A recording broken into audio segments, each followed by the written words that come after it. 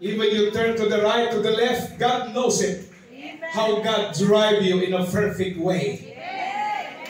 The only thing is you need to hold on His promises, and God is going to respond, and He will hold you also. If I hold Pastor Edgar, he goes going to hold me.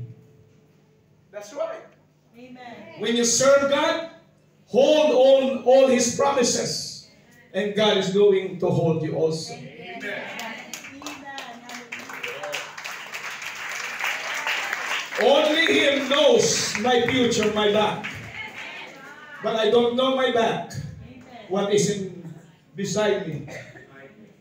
But I'm starting to walk. He drive me, even though I don't know my future. The only thing you need to do is to focus. Focus His word. Trust in Him. He knows, hallelujah, where to bring you. And I believe when you have Jesus and holding you, He always brought you here in Hong Kong, in the fellowship, hallelujah, in Pentecostal way. Hallelujah, kung mahit mo ang mga bagay sa iyong harapan, iiwas ka ng Panginoon. Kung may accident ahead on you, iiwas ka ng Panginoon. You don't know your future, but God knows your future. The only thing you need to do, trust in the Lord with